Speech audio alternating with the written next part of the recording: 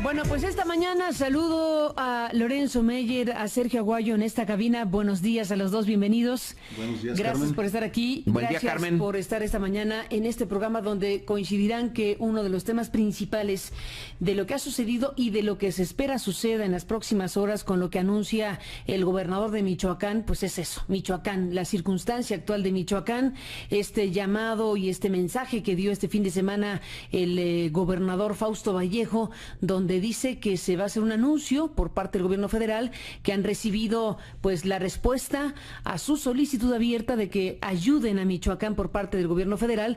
Y bueno, yo creo que hay muchas cosas que analizar de lo que se está diciendo sobre el tema y de lo que está ocurriendo en este lugar de la República, donde hemos visto en los últimos días un avance de las llamadas autodefensas muy importante, pues cercando a Patzingan. Básicamente estamos viendo cómo van ganando espacios en los municipios del estado de Michoacán las autodefensas por un lado, la respuesta que están dando presuntamente quienes no quieren las autodefensas, incendiando camiones, incendiando tiendas, incendiando la alcaldía de este fin de semana. Y bueno, todo junto nos obliga a detenernos y decir qué pasa en Michoacán y qué tipo de cosas podrían estar por anunciar por parte de las autoridades del gobierno federal a través de Miguel Ángel Osorio Chong y del propio gobernador Fausto Vallejo.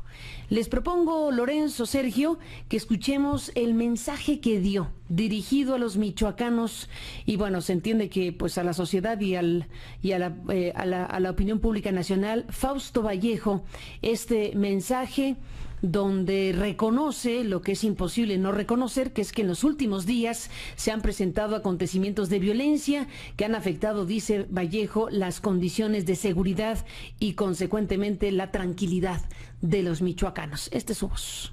Me permite informar que como titular del Ejecutivo del Estado he solicitado el apoyo del gobierno federal para resolver los problemas que se han suscitado en la entidad.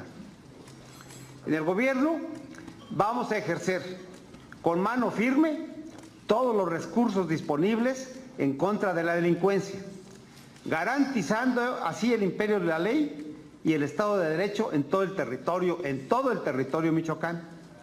Por lo que no habrá de nuestra parte ninguna vacilación para actuar en contra de quienes atentan contra la libertad y el bienestar de la población. Vamos por ellos. Como gobernador del Estado, reconozco que en los últimos días se han presentado acontecimientos de violencia que han afectado las condiciones de seguridad y, consecuentemente, la tranquilidad de los michoacanos, y muy particularmente los de la región sur del Estado. Hechos que lamentamos y que tenemos la obligación de evitar que sigan sucediendo. Durante estos días ha sido intensa la comunicación que he tenido con los presidentes municipales, de quienes se ha recibido invariablemente la petición de apoyo para garantizar la seguridad en sus municipios.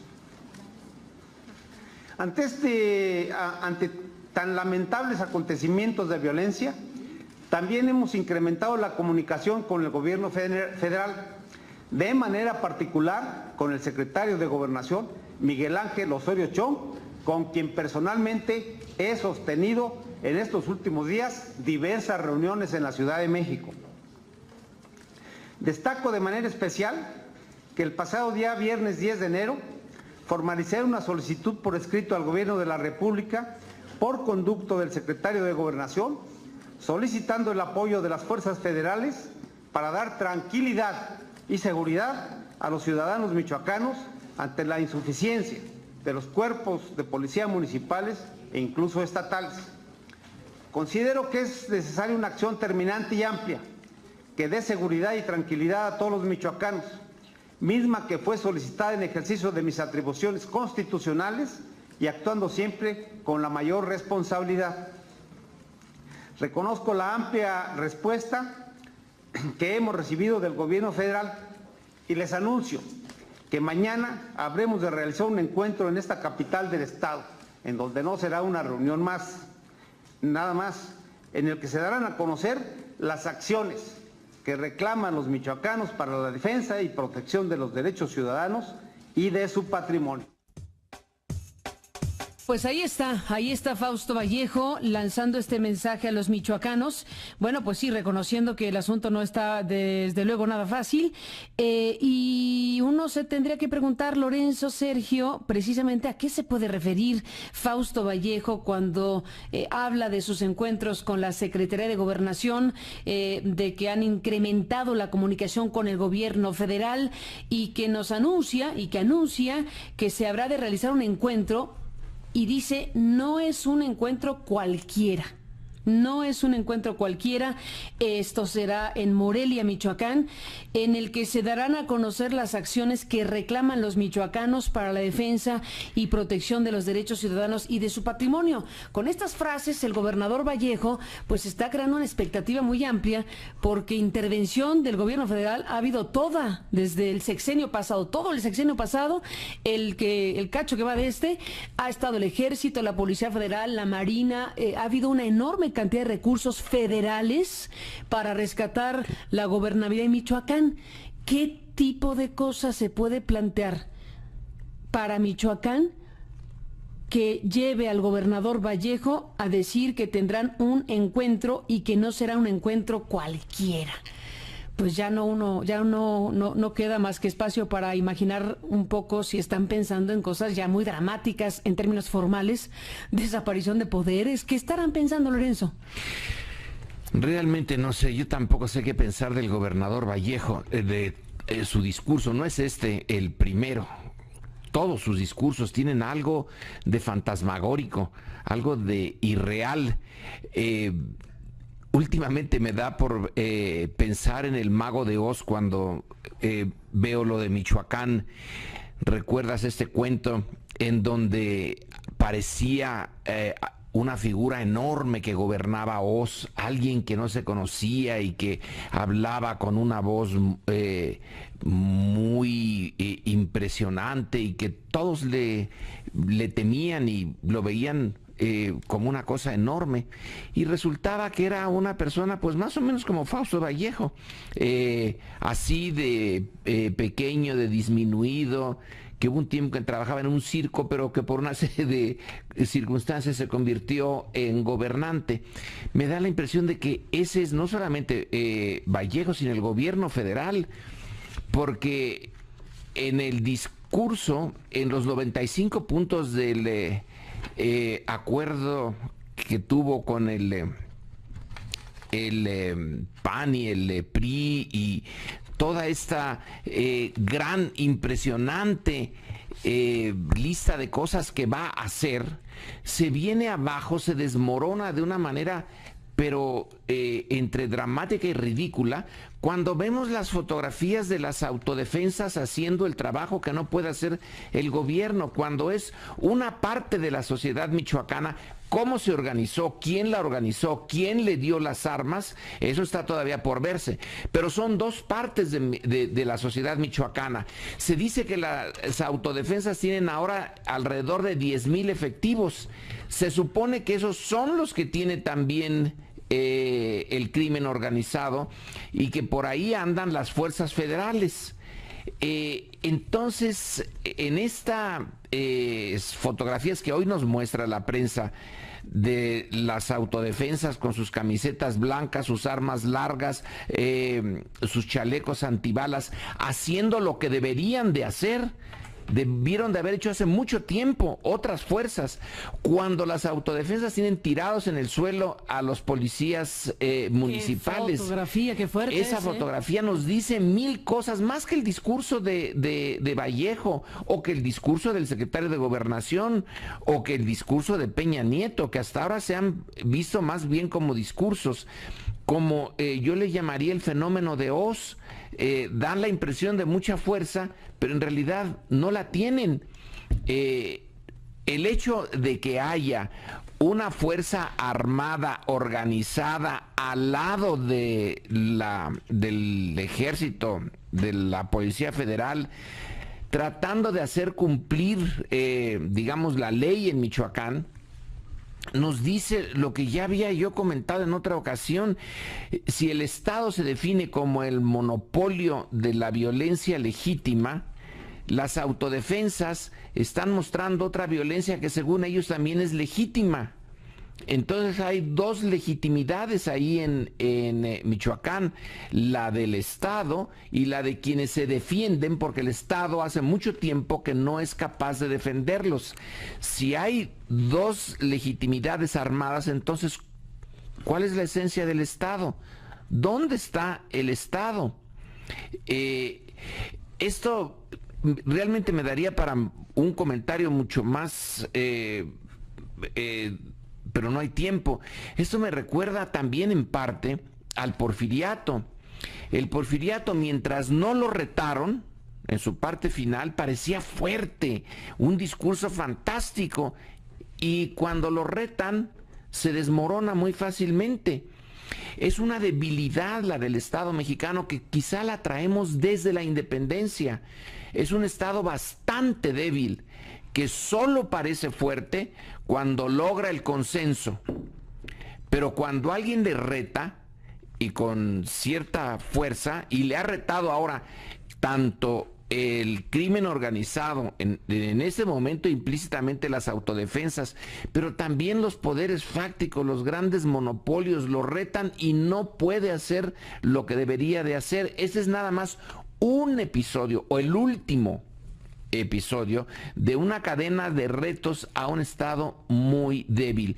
Y a mi juicio, no sé qué piensan ustedes, el origen sobre todo de esta debilidad es su propia corrupción.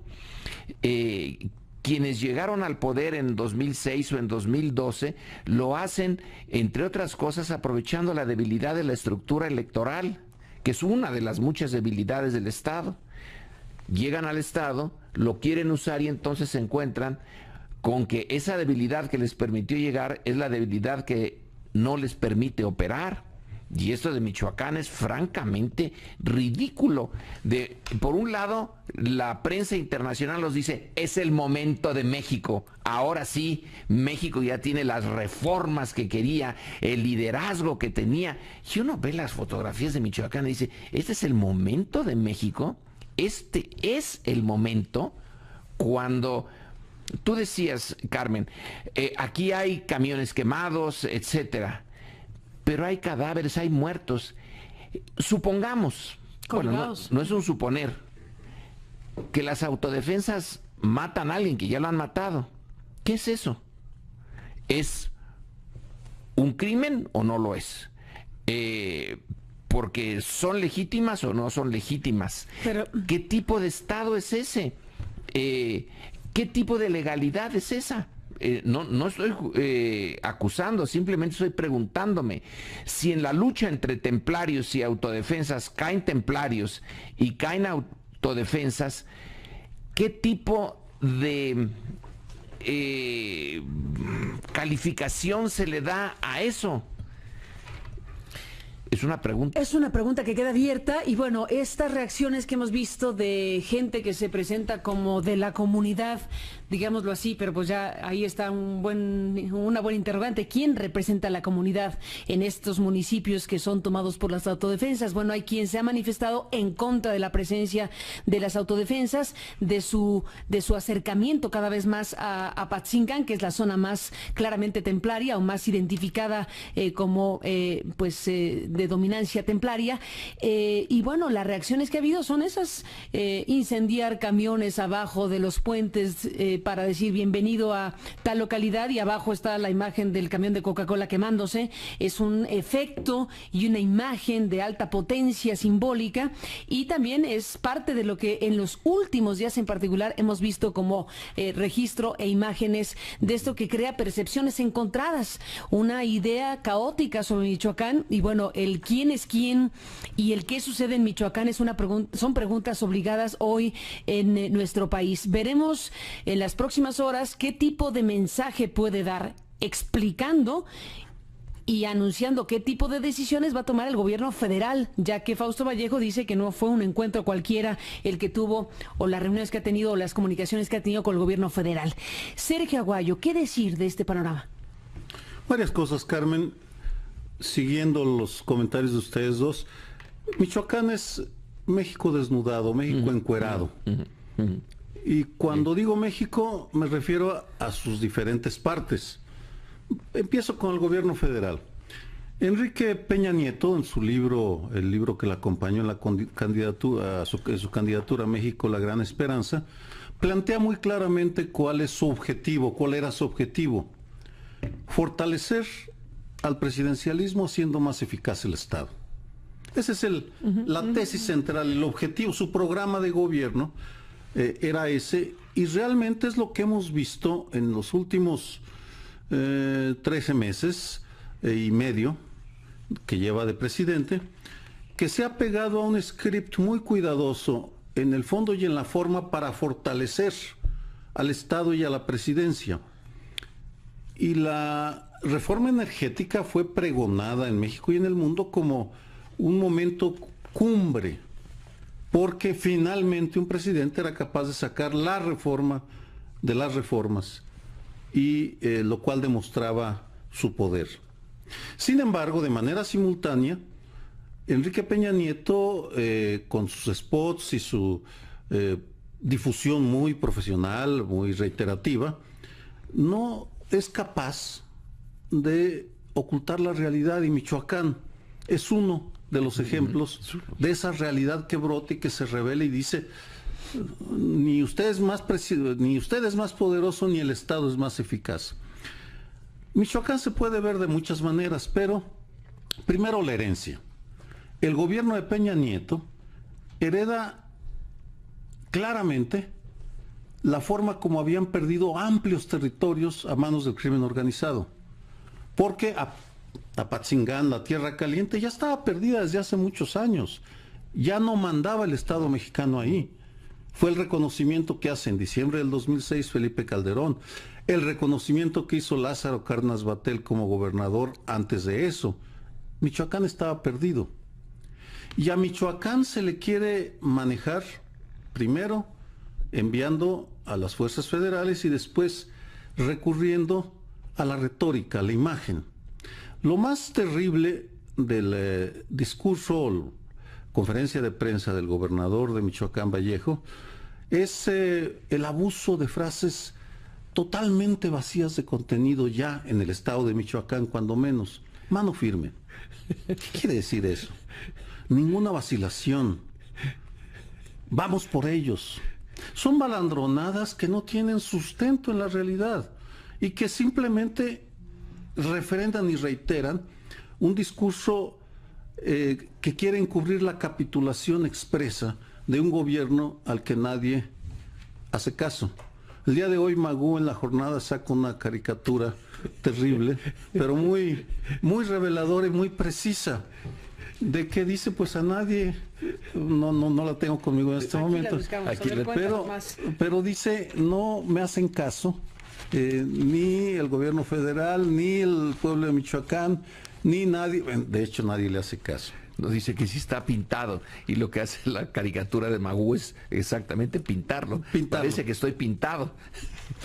Pues veremos qué sucede, a ver si le encuentro por aquí, a ver si te... Y termino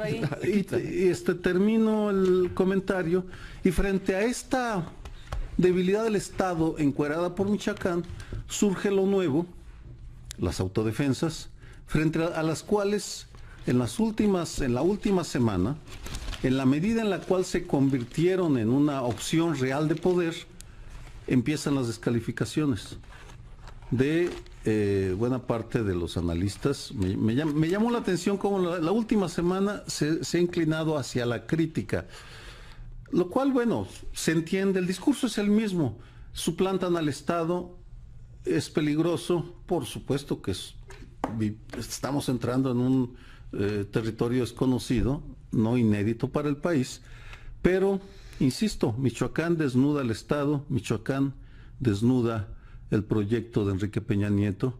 Michoacán es el México violento que aqueja a buena parte del país. Lorenzo Meyer, sí. ¿Me permites una pausa y regresamos con el hilo de la conversación?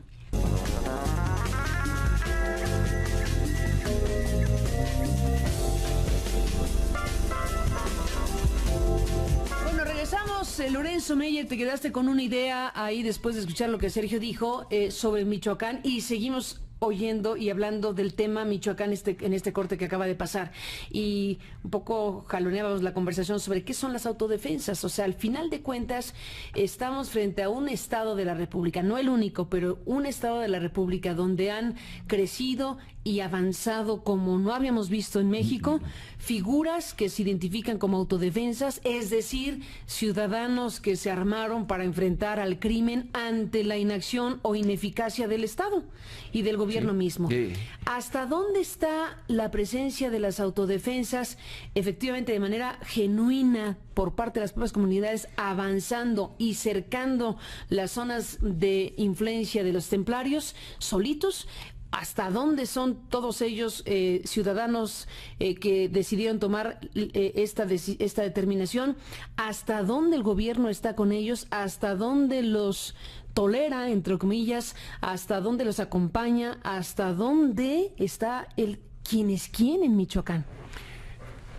Carmen, Sergio dice en su intervención anterior, este Estado que es capaz de hacer una reforma energética, petrolera, como no se había visto antes, etcétera.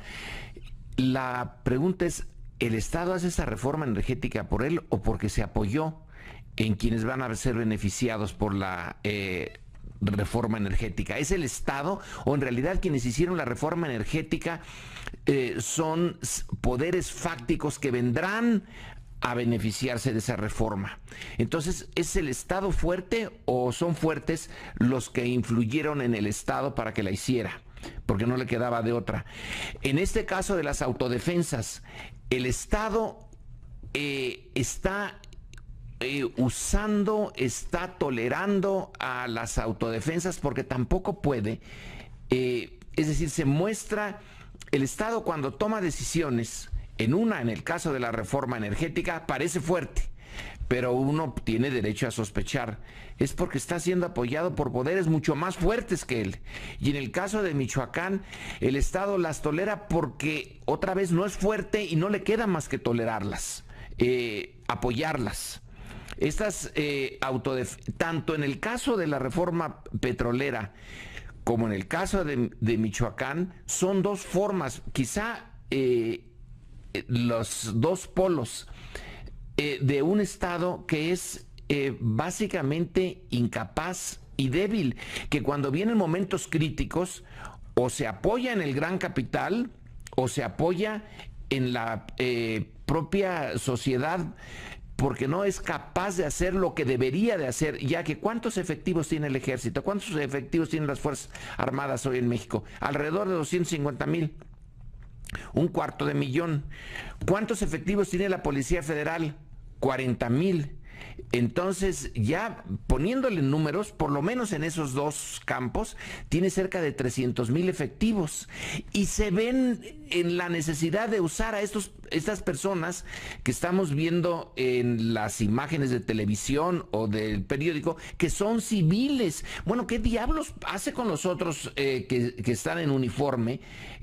Es tan débil en realidad su ejército y su policía que tiene que requerir de estas personas. Ahora, supongamos, quisiera yo realmente suponer que es la sociedad civil que se armó. Una vez que ellos hagan lo que debieron de haber hecho otros, ¿qué es lo que van a hacer? ¿Qué van a hacer esas autodefensas ya organizadas y armadas? ¿A dónde van a ir? ¿Se van a desarmar? ¿Van a entregar rápidamente sus armas y van a volver a ser cortadores de limón, de aguacate, de lo que sea? ¿O estamos viendo un fenómeno que vimos el inicio, pero no hacia dónde va esto? Como sea, la parte formal de las Fuerzas Armadas y Policíacas en el sexenio pasado absorbió un montón de recursos de nosotros como sociedad.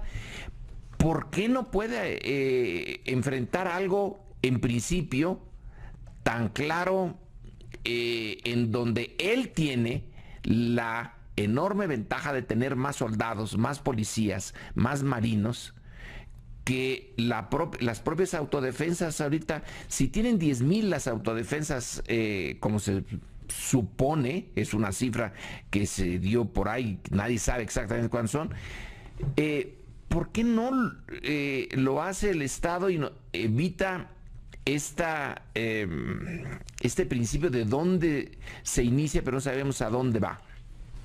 Sergio. Una acotación en cifras, Lorenzo. El número de 250, 300 mil no refleja la cantidad de efectivos que puede mandar a combatir.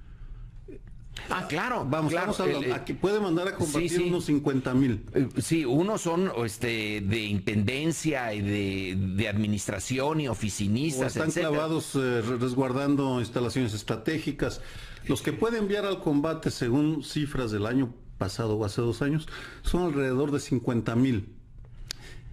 Si consideramos, estoy especulando, que las autodefensas dicen tener 10,000 y los templarios 10,000, son 20,000, frente a 50,000 que tienen que desplegarse en todo el territorio, la situación no es tan sencilla para el Estado mexicano si descontamos la absoluta inutilidad del aparato de seguridad estatal y municipal. Pero a lo que voy con esas cifras es a señalar un ángulo que ya no es solo la opinión, sino señalar lo que no sabemos. Lo cual es una paradoja terrible que en el 2014 no sepamos, por ejemplo, o no tengamos un buen estudio sobre el costo de sostener a las autodefensas. Segundo, ¿cuáles son sus fuentes de financiamiento? Pueden ser empresarios, pueden ser donativos, pueden ser carteles, como dicen algunos, pero en todo caso, aquí nos hace falta o el análisis de un medio independiente o bien los informes gubernamentales. Segundo, tampoco conocemos las fuentes de abastecimiento logístico que están teniendo, por dónde llegan las armas, los suministros bélicos. Tienen que llegar por algún lado, porque si estamos hablando ya de una guerra, nos falta tener esa información. Supongo que es Jalisco, Colima, Guerrero, por donde estén, de Estado de México, que es por donde están entrando. Tercero o cuarto o quinto, ya no sé. Si Mireles no tiene órdenes de aprehensión, pese a estar involucrado en actividades que son delito, la pregunta es ¿por qué? Bueno, eso es un tema. ¿Es delito las autodefensas abiertamente? No, el portar armas. ¿A cuántos han metido a la cárcel? No, por supuesto, pero hay una señora en San Luis Potosí que está en la cárcel porque usó un billete falso de 10,000, de 100 pesos. Iba a las Islas Marías, imagínate. Está en las Islas Marías una señora por usar un billete falso. No recuerdo el nombre en este momento. Pero, y las últimas 2 preguntas, es evidente, porque ya lo han dicho diferentes funcionarios, que hay un entendimiento entre gobierno federal y autodefensas. ¿Es un entendimiento verbal o escrito?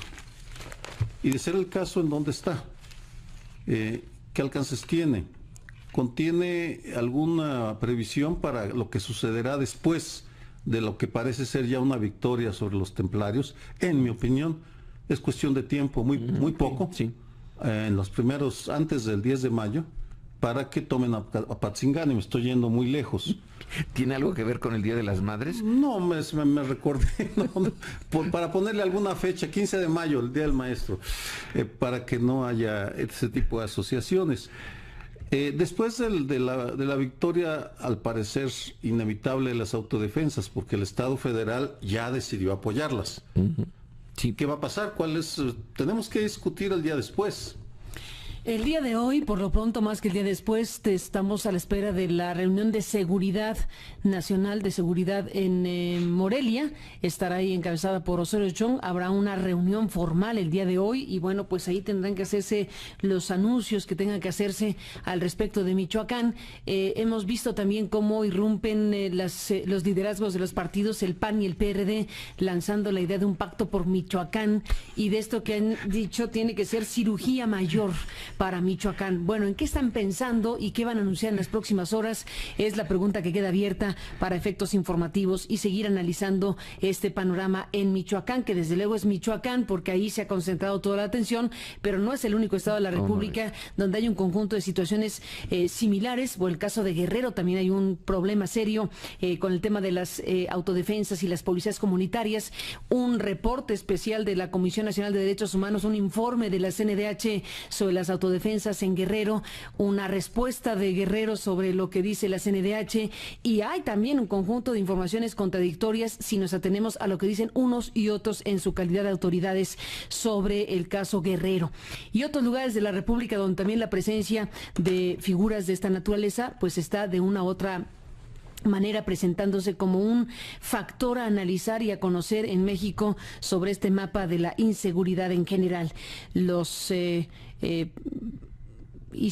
referentes históricos de la policía comunitaria, bueno, los ha comentado Lorenzo aquí mismo, la policía comunitaria como figura existe desde hace muchísimo tiempo, pero estamos viendo la irrupción de otras modalidades y de otro tipo de circunstancias que en el caso de Michoacán han crecido enormemente, y digo enormemente, de lo que teníamos como noción de las autodefensas hace algunos meses a lo que hoy tenemos. Ha sido un crecimiento muy relevante si nos atenemos al número de municipios donde llegan las autodefensas y su cada vez más importante cercanía con los espacios y lugares territorialmente hablando dominados por los caballeros templarios, estos que son identificados como la escisión de la familia michoacana y que técnicamente pues batallaron o combatieron a los zetas en su momento, y que ahora, según los que saben, estarían disputando el territorio michoacano con el cártel de Jalisco. Así que el mapa michoacano a flor de piel, y veremos qué sucede en las próximas horas con la reunión del gobierno federal, el gobierno michoacano en la propia capital, Morelia. Son las 9:07 en el tiempo del centro. Después de la pausa, regresamos. Lorenzo Meyer, Sergio Aguayo en esta mesa.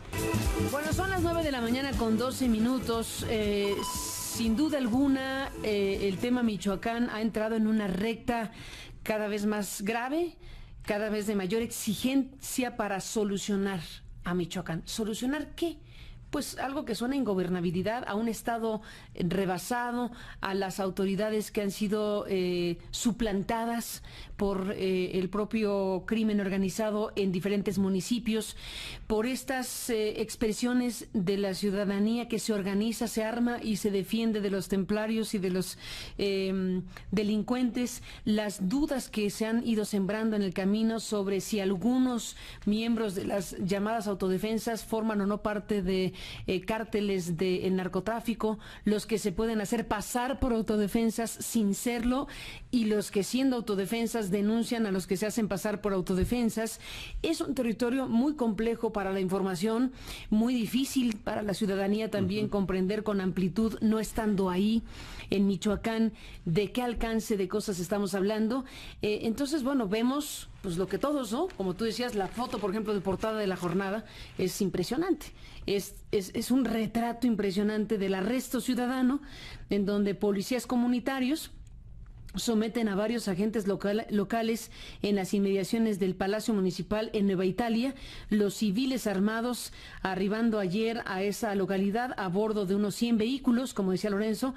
Al llegar convocaron a la población a unirse a su causa en contra de la delincuencia organizada y violencia que azota la entidad, en particular a esta región de Tierra Caliente michoacana, considerada el segundo bastión solo después de Apatzingán del grupo delictivo Los Caballeros Templarios.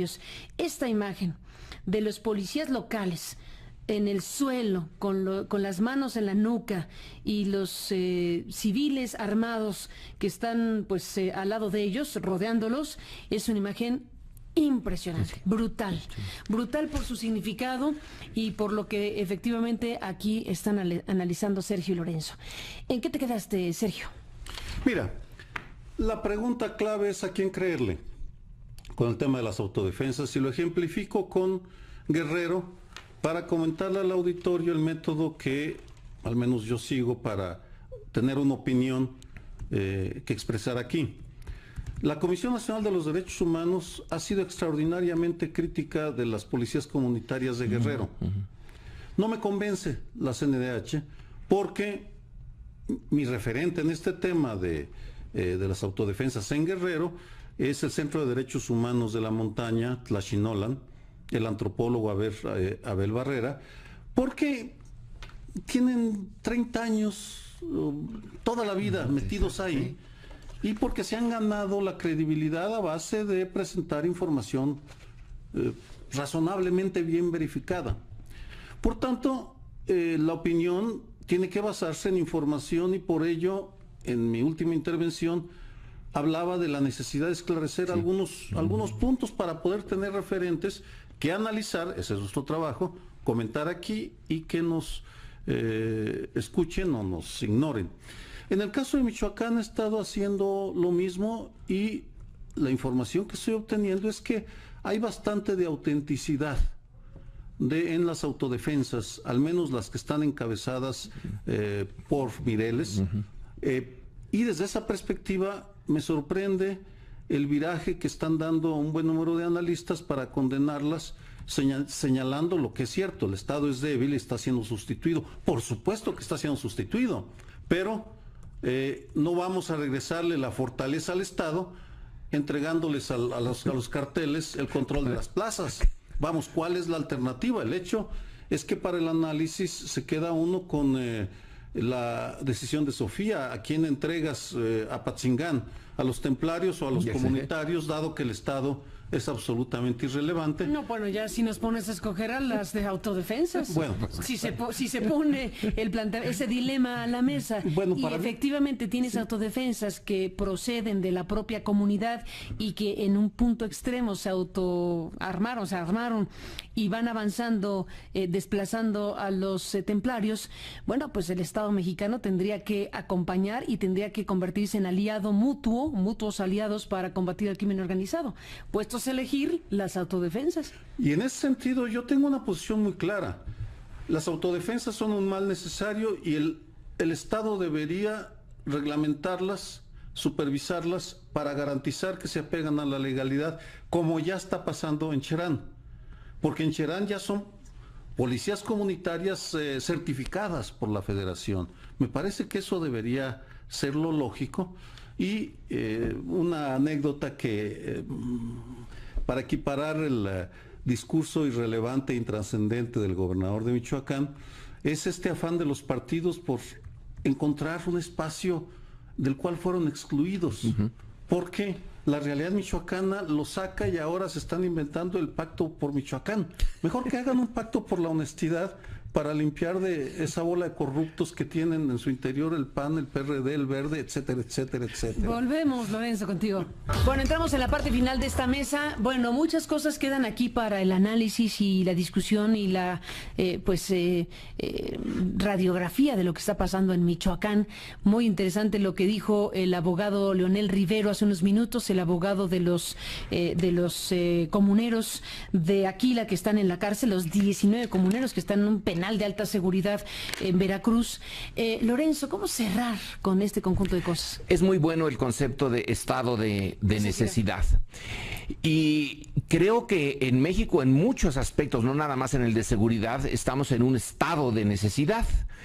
En otras cosas, en educación, en combate al hambre, ponle una lista larga. Pero aquí resulta que el estado de necesidad dio como resultado, agudizó de tal punto la situación que la sociedad civil, supongamos que las autodefensas son como las que argumenta este abogado y muchos otros, que son genuinas, que son básicamente genuinas. En ese caso, entonces, estamos ante un fenómeno realmente interesante y muy positivo.